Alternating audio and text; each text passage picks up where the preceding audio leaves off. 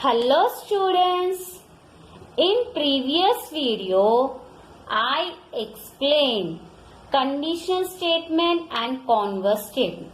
Now coming to the page number 9. On page number 9 about the proofs. So in that proofs that one of the great mathematician Euclid, some statements he explained. For that statements there is no need to be proved. That statements we accept as a true statement. That statements are called what? Axioms or postulates. Axioms definition was simple statements which we accept as true and need not to be proved. Such statements are known as axioms. So few statements given in the textbook, one statement we will see. Our first statement, there are infinite lines passing through a point. So here take one single point. I will draw the lines. Okay students, here I am writing point as A. Here lines which are passing through this point A. See here, this one L, M, N, N. Many lines we can draw. This one P. This statement is true. Now coming to the second statement. Second statement what explained? There is one and only one line passing. Okay? Passing through two distinct points. Two distinct points. See, there is one and only one line passing through between how many points? Two. Take, see here, A and B. Take 2 points. C, D. How many lines we can draw? Only one line. Here you take E, F. How many lines? Only one line. Here we are telling about the one line, no? So we draw a line. Here L. Okay? Right. Once again I will show. Segment is a part of a line and it is a subset of a line. See here. Take 2 points. Here A, B. Draw a line. Here L. Okay? Take 2 points. C, D. Draw a line. How many lines we can draw? Here P, line P. Oh, one no. So there is between two distinct points. How many lines we can draw? Only one line. Now our third statement is what? A circle. A circle of given radius can be drawn. Taking any point as its center. Okay? See here, a circle of a given radius. Now radius they will give r equal to 3 cm. Wherever you can take center, here I take. Here my radius 3 cm. Here is my center. With the help of the A, I will draw a circle. Okay? Oh, finish. Here I will take P. A is my center point. Like that. A circle of given radius can be drawn taking any point as its center. Okay students? Students, now coming to the next statement. Fourth statement what is there? All right angles. All right angles. Right angles means what? 90 degree are congruent to each other. Okay, draw the right angles here. This one A, O, this one B. We can draw in this direction also. Here some P, Q, here R. This one our right angle. We can draw in this way also. Here S, T, U. Here 90 degree, 90 degree. Angle O is congruent to angle P is congruent to angle T. These all right angles are congruent to each other. Okay. Now our last statement. Last statement what? If two interior angles formed on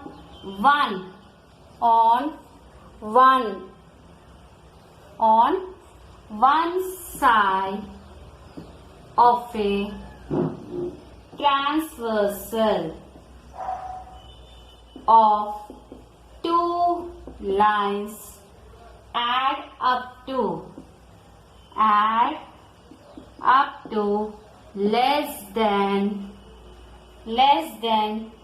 two right angles. How many right angles? Two right angles.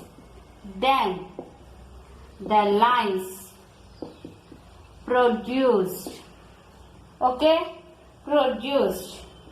in that direction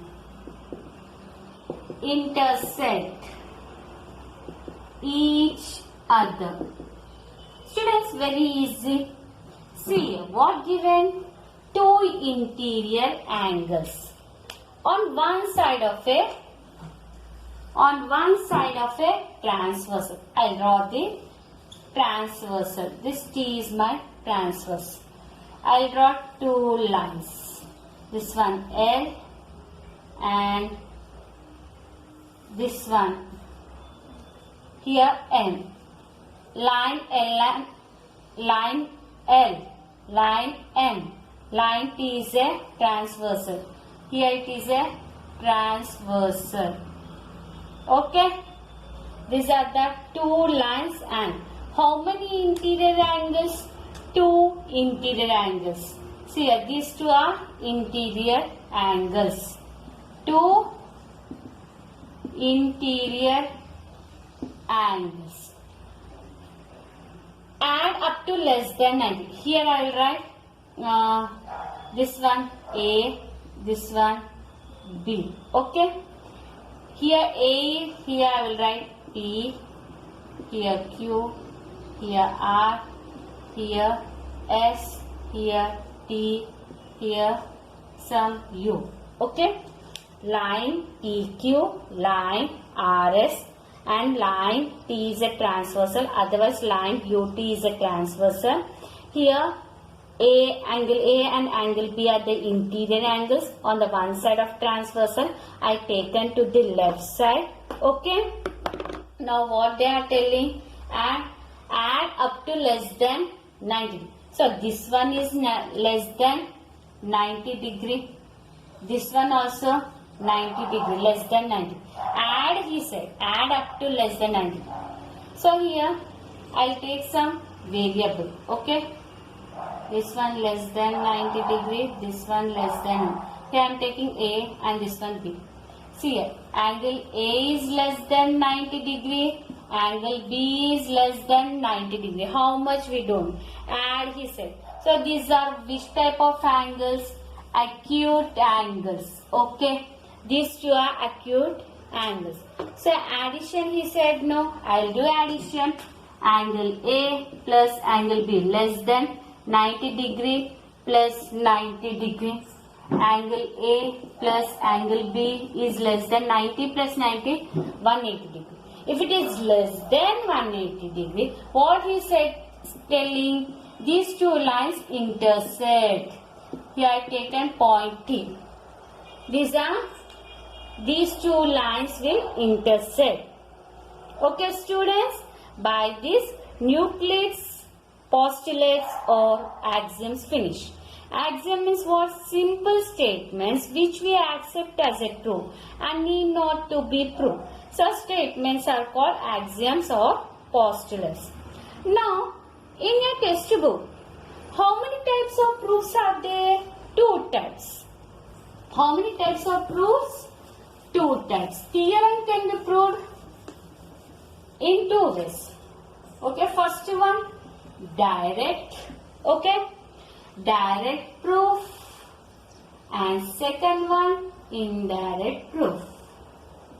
For direct proof theorem is there, indirect also proof is there. Students, what is meant by theorem? What is meant by theorem? On page number 9. On page number 9. Okay?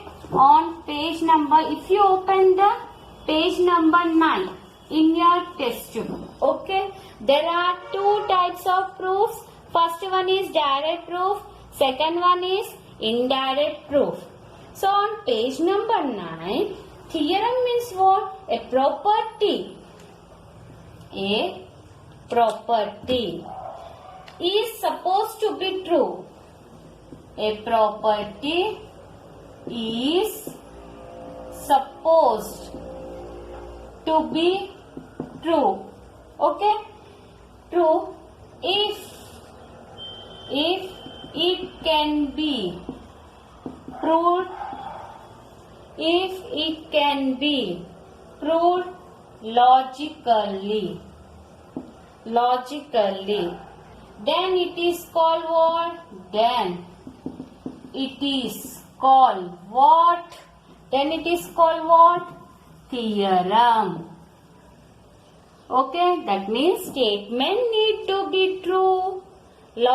Then we can prove logical. Then it is called what? Theorem. So, then what is meant by proof? When theorem definition given, proof also. Proof means what? Proof, the logical argument. The logical argument made to prove. Made to prove a theorem. What we are proving? A theorem is called its proof. You need to underline. Okay? Theorem is what? A property is supposed to true. If it can be proved logically, then it is called what? Theorem. Okay? Then what about the proof? The logical argument. So by using direct or indirect made to prove a theorem is called what? Proof. Okay, students? So how many types are there? Direct and indirect. Students, in your textbook, antecedent is called given part, consequent is called the part to be proved. Now coming to the theorem.